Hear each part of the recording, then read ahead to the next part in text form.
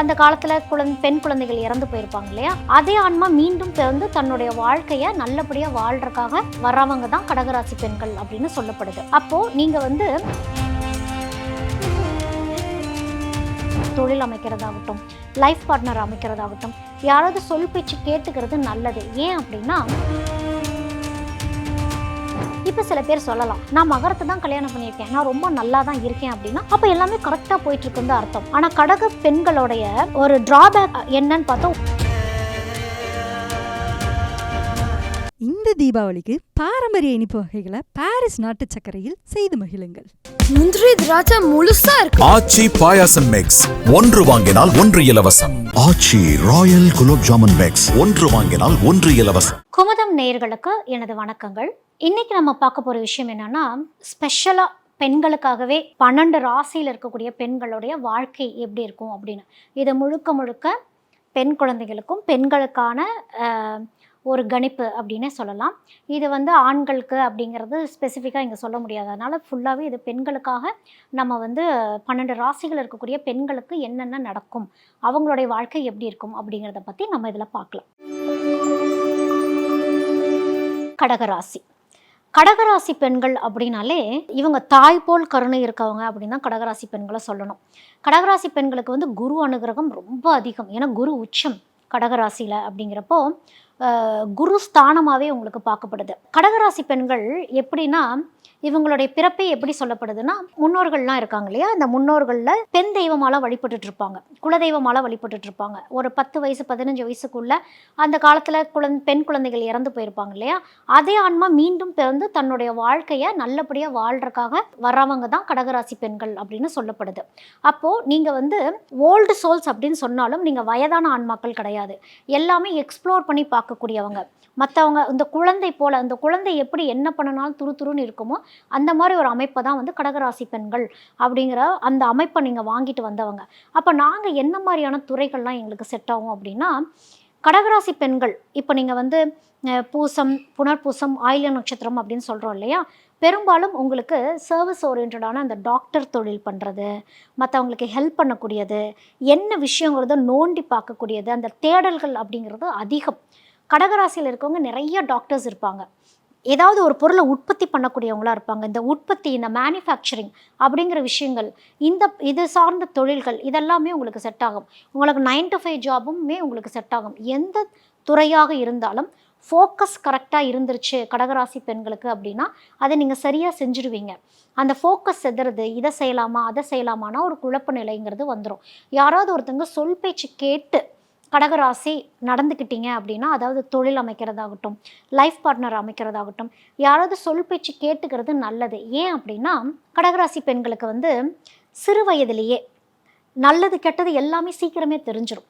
சீக்கிரம் போய் இந்த ஸ்கூல் டேஸ்லேயே போய் காதலில் போய் விழக்கூடிய அமைப்புங்கிறது கடகராசி பெண்களுக்கு அதிகமாகவே உண்டு.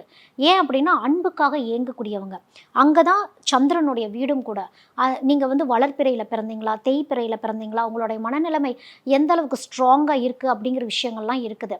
நீங்கள் வந்து இந்த அன்பை தேடிக்கிட்டே அன்பை போய் தவறாக போய் விழுகக்கூடிய ஒரு இடம்ங்கிறது கடகராசி பெண்களுக்கு சுலபமாகவே அது அமைஞ்சிரும். அப்போது லைஃப் அப்படிங்கிறது வேற ஒரு டைரக்ஷன் எடுத்து போயிடும். பெரும்பாலும் கடகராசி பெண்களுக்கு நான் சொல்லக்கூடிய விஷயம் என்னென்னா, ஒரு 19 வயது வரையும் நட்பாகவே இருந்துக்கிறது நல்லது.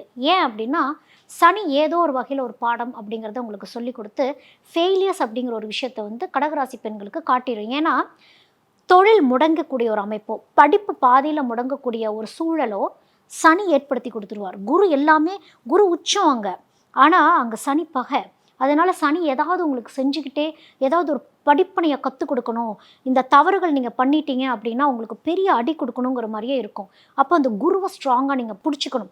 படிப்பில் கவனம் செலுத்துறது, என்ன அடுத்தடுத்து டெவலப்மெண்ட் கோல்ஸ் செட் பண்ணிகிட்டே இருக்கணும். கடகராசி இருக்கக்கூடிய பெண்கள், கடகராசியில் இருக்க பெண்கள் என்ன கோல் நீங்கள் செட் பண்ணாலும் ராப்பகலாக முழிச்சாவது உழைப்பை போட்டு நீங்கள் வந்து அதை முன்னேறி நீங்கள் வந்துடுவீங்க. ஏன்னா சனியை பொறுத்த வரைக்கும் உழைப்பை போடுறவங்கள சனி எதுவுமே செய்ய மாட்டார். அப்போ நீங்கள் உழைப்பை போட போட போட குருவோட அனுகிரகம், குரு உச்சம், குரு வேலை பார்க்க ஆரம்பிச்சிருவார். சனிக்கு வேறு வழியே கிடையாது. உங்களுக்கு வந்து அவர் அந்த வரத்தை கொடுத்து தான் ஆகணும். ஏன்னா சனி நியாயவான் இல்லையா? அதனால் அந்த உழைப்பை போட்டுட்டு இருந்துக்கிறது அப்படிங்கிறது நல்லது. உழைச்சா மட்டுமே உங்களுக்கு முன்னேற்றம் அப்படிங்கிறது தான் கடகராசிக்கு. ஷார்ட்கட்ஸோ இல்லை ஒருத்தங்களை ஏமாற்றி எனக்கு ஒரு வேலை கிடச்சிடணும், இல்லை ஒரு லாட்ரி வாங்கி நான் ஜாக்பாட் அடிச்சிருவேன்னா, அந்த மாதிரி தாட்டே வந்து கடகராசி பெண்களுக்கு செட்டே ஆகாது. உழைப்பு மட்டுமே உங்களுக்கு உயர்வை தரும் கடகராசி பெண்களுக்கு. அதே போல் நாங்கள் யாரெல்லாம் திருமணம் பண்ணிக்கலாம் அப்படின்னா, கடகராசிக்கு இயற்கையாகவே மகர ராசி மேலே ஒரு ஈர்ப்பு அப்படிங்கிறது வந்துடும். ஏன் அப்படின்னா, சனி பகைன்னு சொல்லியிருக்கேன், ஆனால் யார் பகையோ இந்த விதியோட விளையாட்டே அதுதான். எது பகையோ அதுவே ஈர்க்கப்படும் அப்படிங்கிறது தான். அதனால தான் அந்த 19 வயசு வரைக்கும் கொஞ்சம் ஜாக்கிரதையாக இருந்துக்கிறது. இப்போ சில பேர் சொல்லலாம், நான் மகரத்தை தான் கல்யாணம் பண்ணியிருக்கேன், நான் ரொம்ப நல்லா தான் இருக்கேன் அப்படின்னா, அப்போ எல்லாமே கரெக்டாக போயிட்டுருக்குன்னு அர்த்தம். ஆனால் கடக பெண்களுடைய ஒரு ட்ராபேக் என்னன்னு பார்த்தா ஓவர் பொசசிவாக இருக்கிறது. மகர ராசியை ரொம்ப இறுக்கி ஹோல்டு பண்ணுன்னா மகர ராசிக்கு பிடிக்காது. ஒரு பாயிண்ட் ஆஃப் டைமில் விட்டுட்டு போயிடுவாங்க. அப்படி இருக்க பிடிக்காம சமமாக ட்ரீட் பண்ணுறீங்க அப்படின்னா உங்கள் லைஃப் ரொம்ப நல்லா போகும். அதே போல் கடகராசிக்கு மீன ராசி செட் ஆவாங்க, விருச்சிக ராசி செட் ஆவாங்க. ஏன் அப்படின்னா இவங்கெல்லாம் கிட்டத்தட்ட உங்களை மாதிரியே இருக்கக்கூடிய ஒரு அமைப்பில் இருக்கக்கூடியவங்க. அதாவது விருச்சிக ராசியும் அன்புக்காக இயங்கக்கூடியவங்களாக இருப்பாங்க.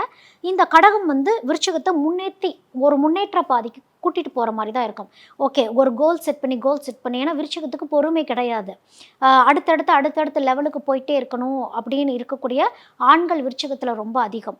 அப்போது நீங்களுமே திருமணம் செஞ்சுக்கிறதா இருந்தாலும் விருச்சிகமாகட்டும் கடகமாகட்டும் கொஞ்சம் தாமதித்து திருமணம் பண்ணிக்கிறது அப்படிங்கிறது நல்லது.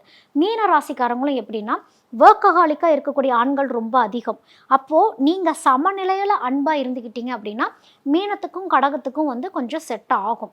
இப்போ கன்னிராசிக்காரங்கள்லாம் வராங்க அப்படின்னா புதன் இங்கே புதன்கிறப்போ கொஞ்சம் மெட்டீரியலிஸ்டிக்காக இருப்பாங்க. அப்போ உங்களுக்கு கன்னிராசி செட் அவ்வளோக்கா ஆகாது. ஏன் அப்படின்னா கன்னிராசி ஆண்கள் பெரும்பாலும் வேலையில் ஃபோக்கஸ் பண்ணக்கூடியவங்களாக இருப்பாங்க. கடகராசி பெண்கள் உணர்வு பூர்வமாக இருக்கணும்னு நினைக்கக்கூடியவங்க. அப்போ இந்த உணர்ச்சிக்கு மதிப்பளிக்க முடியாது கன்னிராசியால். மிதுன ராசியாலையும் உணர்ச்சிக்கு மதிப்பளிக்க முடியாது. அப்போ இந்த மிதுன ராசிக்காரங்களையும் கன்னிராசிக்காரங்களையும் கடகம் பார்க்குறீங்க அப்படின்னா உங்கள் உணர்வுகளுக்கு அங்கே மதிப்பு கிடையாது. உங்களுடைய வெளி தோற்றத்துக்கும் நீங்கள் செய்யக்கூடிய வேலைகளுக்கும் தான் அங்கே மதிப்பு. உங்களோட பேக்ரவுண்டுக்கு தான் மதிப்பு, உங்களுடைய உணர்வுகளுக்கு இல்லைங்கிறத புரிஞ்சு தான் நான் திருமணம் பண்ணிக்கிட்டேன் அப்படின்னா ஓகே, இல்லை நான் ஏமாந்துட்டேன் அப்படின்னா இப்படி தான் கடகராசிக்காரங்க சொல்லுவாங்க. அதனால் லைஃப் பார்ட்னர் சூஸ் பண்ணுறப்போ மிக மிக கவனம். கடகராசிக்காரங்களுக்கெல்லாம் வந்து சித்தர் வழிபாடு ரொம்ப உகந்த வழிபாடு. அருணகிரிநாதரை வழிபாடு பண்ணுறது, முருகர் ஸ்தலங்களுக்கு போகிறது. முருகர் தான் வந்து உங்களுக்கு பெரிய ப்ரொடெக்ஷனு. அப்படி முருகரோடைய ப்ரொடெக்ஷன் வருது அப்படின்னா முதல் சித்தரை பிடிச்சிக்கணும். சித்தரை வழிபாடு பண்ணிவிட்டு நீங்கள் முருகரை வழிபாடு பண்ணுறப்போ உங்களுக்கு வந்து லைஃப் டிரான்ஸ்ஃபர்மேஷன்ஸ், விதி மாற்றக்கூடிய அமைப்பு அப்படிங்கிறது முருகருக்கே உண்டு. அப்போ உங்களுடைய விதி மாறணும் அப்படின்னா கடகம் எல்லாருமே வந்து முருகரை போய் பிடிச்சிக்கணும். இந்த தீபாவளிக்கு பாரம்பரிய இனிப்பு வகைகளை பாரிஸ் நாட்டு சர்க்கரையில் செய்து மகிழுங்கள். முந்திரி திராட்சை முழுசா இருக்கு. ஆச்சி பாயாசம் மிக்ஸ், ஒன்று வாங்கினால் ஒன்று இலவசம். ஆச்சி ராயல் குலோப் ஜாமுன் மிக்ஸ், ஒன்று வாங்கினால் ஒன்று இலவசம்.